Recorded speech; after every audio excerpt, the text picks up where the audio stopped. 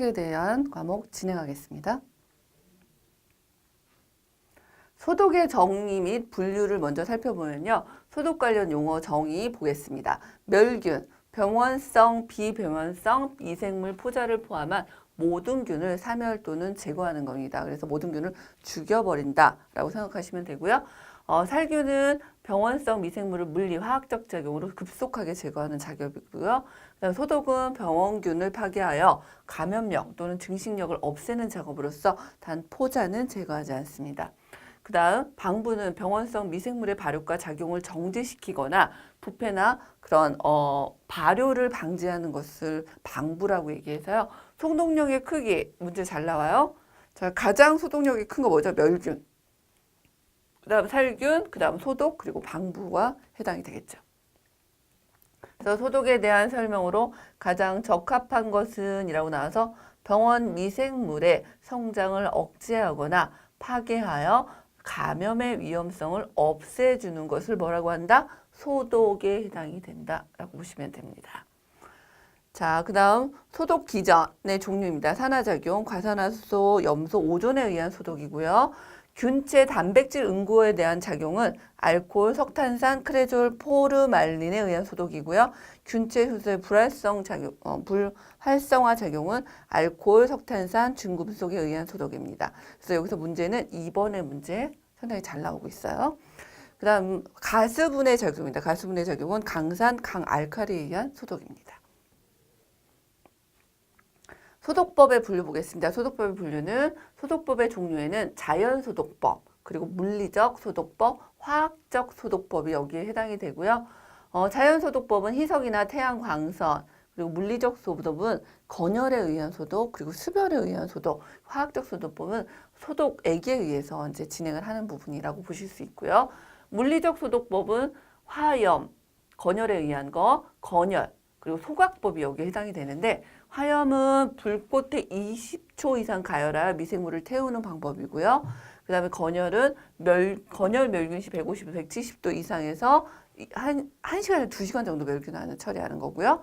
그 다음에 소각법은 불에 태우는 방법, 가장 안전한 소독법이라고 해서 화염 멸균은 유리 제품, 금속 제품, 건열은 주사기 유리가 해당이 되고 소각법은 환자 의복이나 환자 개인 물품에 해당입니다. 그래서 결핵 환자의 뭐 객담이라든지 이런 그 가래 이런 것들을 처리하는 부분들이 소각법이라고 할 수가 있습니다. 전문 기관에서 진행을 합니다. 그다음 수별에 의한 방법입니다. 수별에 의한 방법은 자비소독과 고압증기 멸균, 유통줄기 멸균, 저온살균이 해당이 되고요. 자비소독은 100도씨 끓는 물에 15에서 20분 정도 처리합니다. 단 포자는 죽이지 못하고요. 저 이 미용실에서 많이 사용하는 소독법이에요. 자비소독 이렇게 끓이죠. 그래서 이걸 끓일 때 또 탄산나트륨 같은 걸 넣어가지고 훨씬 더 소독이 잘 되도록 해주는 것도 이제 해당이 되고요. 고압증기 멸균법은 고압증기 멸균기를 사용합니다. 그래서 10파운드, 15파운드, 20파운드에 해당이 되고요. 유통 뭐 이런 보시면 기구라든지 의류, 거즈 같은 것들이 고압증기 멸균법으로 해당이 되고 유통줄기 멸균법은 증기 소출 100도씨에서 30에서 60분 절을 처리되고요. 저온살균법은 60에서 70도에서 30분 가열하는 겁니다. 그래서 자비소독은 이렇게 변형이 없어야 돼요. 그래서 가죽 자켓 이런 거는 절대 자비소독이 안 됩니다. 그래서 뭐 이렇게 딱 자비소독으로 막 끓여가지고 했는데 막 변형이 왔어. 막 쭈글쭈글해지고 막 이렇게 유리도 막 색깔도 변하고 이러면은 안 되겠죠. 그래서 금속성 식기, 면, 의류, 타월, 도자기 이런 것들이 자비소독에 해당이 되는 부분들이고요. 자비소독을 할 때 100도씨에 끓는 물에서 넣어야 돼요. 그냥 물 막 이렇게 놓고 뭐 타월 같은 거 넣고 그냥 같이 소독을 하시는 게 아니라 자비소독에서 주의할 점은 100도씨에서 물이 끓기 시작할 때 이런 소독할 기구들을 넣어서 소독을 하셔야 됩니다. 기타 물리적 멸균법은 자외선 멸균법, 세균 여과법, 초음파 소독이 되어 있고요. 자외선 멸균법은 무균실, 뭐 음료수. 그래서 자외선 멸균법 음료수가 여기에 해당이 되고요. 세균 여과는 특수약품, 혈청, 미생물 소독은 초음파 소독이 합니다. 자, 그 다음 화학적 소독법입니다. 화학적 소독법을 보면 석탄산, 페놀이라고 하고요. 소독약의 살균 지표예요. 살균 지표가 되는 게 무엇이냐 그러시면 석탄산 체크해 주셔야 되고 손소독은 3%, 기구소독은 5%의 수용액을 사용합니다. 그다음 냄새가 독하고 독성이 있고요. 오염, 의류, 침구, 배설물, 넓은 지역의 방역용 소독제로 사용을 합니다. 이거 문제 잘 나와요. 그래서 소독약의 살균력 지표가 되는 건 뭐냐? 뭐요? 석탄산이 해당이 되겠죠. 자, 그래서 석탄산 개수 구하는 것도 나와요. 석탄산 개수는 석탄산의 희석 배수를 소독약의 희석 배수로 구한다. 이거 문제도 나올 수가 있고요. 승홍수입니다. 승홍수는 피부 소독의 0.1% 수용액을 사용하고요. 독성이 강하고 금속을 구속시킵니다. 크레졸, 석탄산의 2배 소독 효과가 있고요. 피부 자극이 적어요. 그래서 석탄산은 손 소독이 어렵습니다. 근데 얘는 손 피부 소독 시 1%의 용액을 사용하고요. 화장실 소독 시에도 3%의 용액을 사용합니다. 단 냄새가 상당히 강합니다. 생석회입니다. 독성이 적고 가격이 저렴하여 넓은 장소의 소독에 많이 사용을 해서 분변, 하수, 오수의 소독을 생석회가 한다고 보시면 될 것 같아요. 그 다음에 포르말린은요. 1에서 1.5%의 수용액을 사용하고요. 온도가 높을 때 소독력이 강하고요. 세균, 아포, 바이러스 등 미생물에 강한 살균 효과가 있고요. 고무 제품, 의류 소독의 포르말린에 해당이 됩니다. 역성비누입니다. 얘는 계면활성제예요. 양이온성 계면활성제에 해당이 되고요. 피부에 자극이 없고 소독력이 상당히 높아요. 그리고 이 미용사의 손 세정에 상당히 적당하기 때문에 1%의 수용액을 사용합니다. 역성비누. 그 다음 소독 대상물에 따른 분류 보시면은 대소변, 배설물, 소각법하죠. 의복, 침구, 일광소독, 초자기구, 석탄산, 고무제품, 석탄산, 화장실 쓰레기, 하수구는 석탄산, 크레졸, 포르말린으로 해당이 됩니다. 그래서 병실은 이렇게 사용을 화학적 그런 소독액을 사용해서 진행을 했는데 여기서 이 2가지 외우셔야 될 것 같아요. 미용실 실내 소독은 포르말린이나 크레졸, 미용실 기구 소독은 크레졸이나 석탄산이 진행을 한다.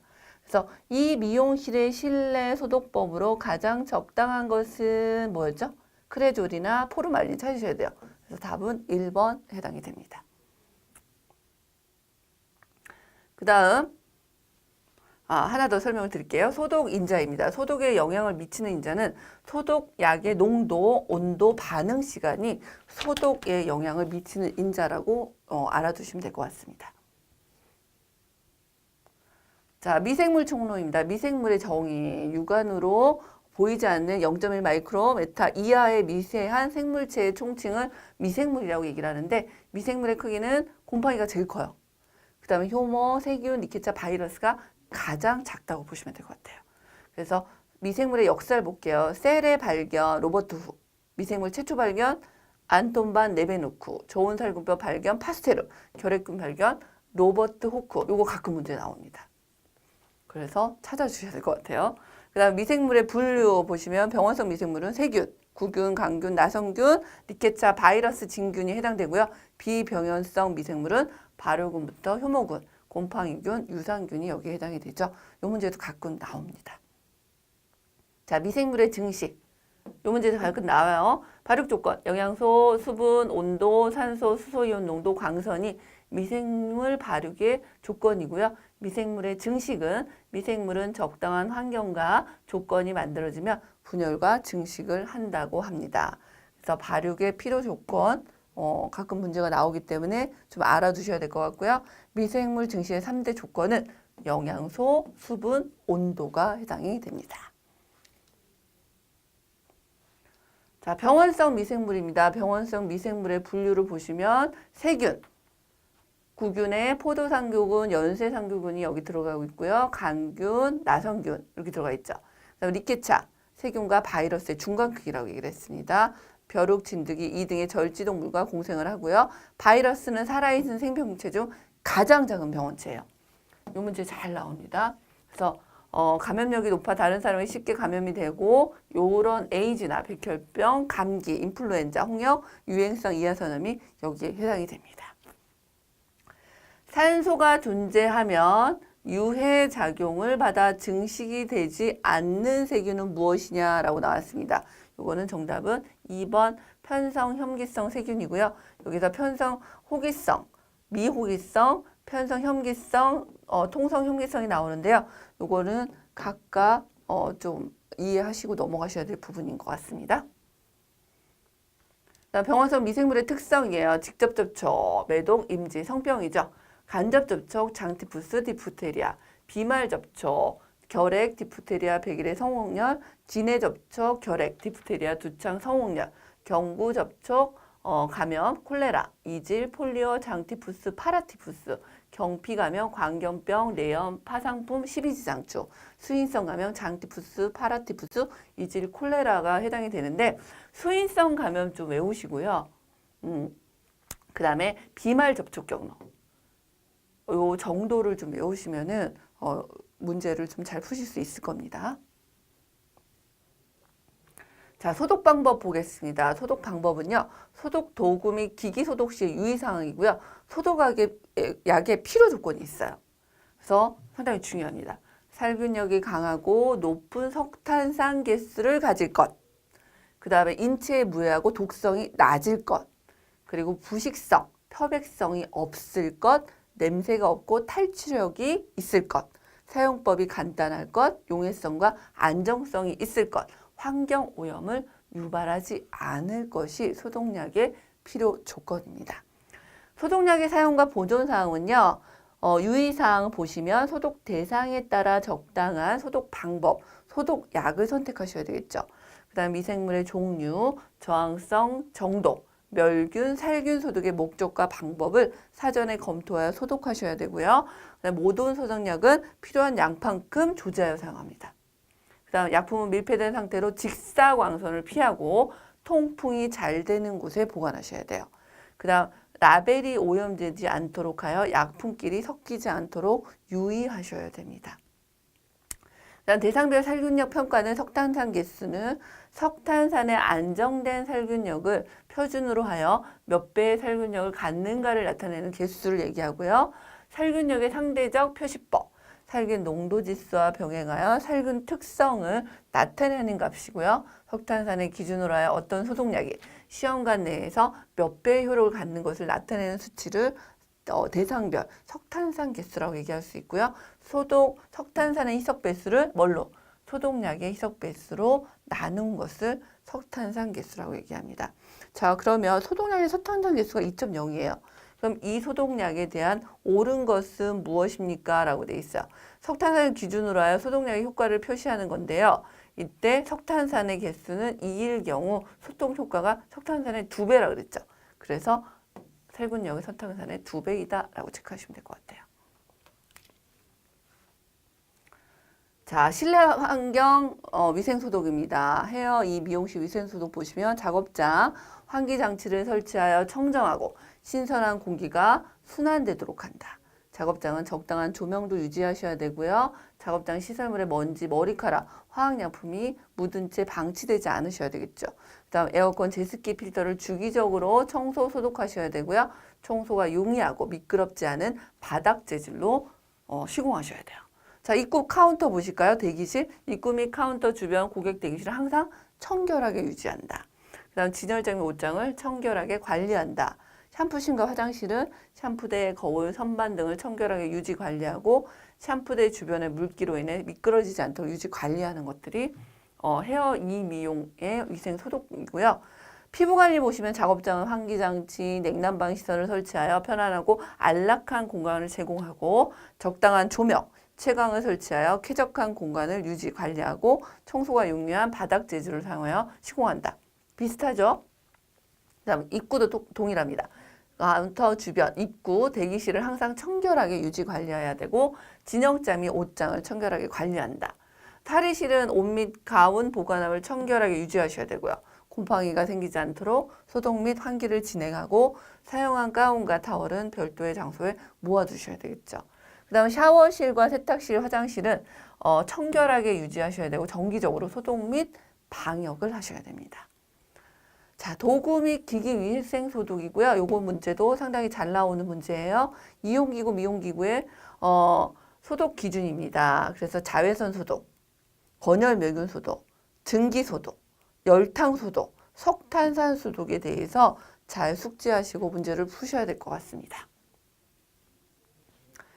그다음 크레졸 소독과 그다음에 에탄올 소독이 있죠. 그래서 크레졸 소독은 크레졸수, 크레졸 3%, 물 97%의 수용액에 10분 이상 담가 두셔야 되고 에탄올 소독은 에탄올 수용액 몇 프로? 70%예요. 70% 기억하세요. 10분 이상 담가 두거나 에탄올 수용액을 머금은 면 또는 거즈로 기구를 닦아 주셔야 됩니다. 그래서 70%의 수용액을 사용한다. 그다음 대상도구 기기벌속을 보시면 헤어処분, 가위, 헤어클리퍼, 70% 알코올, 면도기, 면도칼은 일회용을 사용하셔야 돼요. 각종 비누는 미온수의 역성 비누를 풀어서 세척한다. 자외선 소독기에 넣어서 소독 및 보관한다. 흡입기와 유리기는 70% 알코올에 20분 이상 담근 후 자외선 소독기에 넣어서 소독 및 보관하셔야 된다. 자, 피부 관리실 볼까요? 확대등, 적외선 등, 우드램프, 리프팅기는 70% 알코올을 적신솜으로 닦아서 소독하셔야 되고요. 온장고 자외선 소독기는 사용 후 코드를 뽑고 청소한 후에 문을 열어 건조시켜야 됩니다. 이 미용 종사자 및 고객의 위생관리 보시면 질병 감염의 유형, 이 미용 종사자가 고객에게 상처를 주어 감염한 경우 이 미용 종사자 본인의 출혈에 의한 감염, 각종 미용 시술 도구에 의한 감염, 이 미용숍을 출입하는 사람에게 인해 홍역, 간염, 바이러스 독감에 전파가 됐을 경우고요. 그 다음에 예방 방법은 작업 환경의 청결한 위생관리로 병원군을 사전에 차단하셔야 되고 시술 전후 손소독을 실시하고 복장을 청결하게 유지하셔야 됩니다. 그 다음 시술 도구 및 기구의 멸균 소독을 진행하시고요. 시술 유니폼과 출퇴근 복장을 구별하여 각종 오염, 질병 전파 가능성을 차단하셔야 됩니다. 자, 공중위생관리학 문제, 소독하게 대한 문제 좀 풀어볼까요? 1번, 소독의 정의에 대한 설명 중 가장 옳은 것은 이라고 나왔습니다. 그래서 모든 미생물을 열이나 약품으로 사멸하는 것. 그 다음 병원성 미생물을 사멸 또는 제거하여 감염력을 잃게 하는 것. 그 다음 병원 미생물에 의한 부패를 방지하는 것, 병원 미생물에 의한 발효를 방지하는 거 뭐죠? 요거 방부죠. 그래서 정답은 2번에 해당이 되겠죠. 그 다음 6번 한번 풀어볼까요? 6번 미생물의 발육과 그 작용을 제거하거나 정지시켜 음식물의 부패나 발효를 방지하는 것. 아까 뭐라 그랬죠? 방부가 여기에 해당이 되겠죠. 자, 문제 많이 풀어보시고요. 시험 보시기 전에 지금 기출문제라든지 예상문제는 모두 다 푸시고 시험에 응시하시기 바랍니다.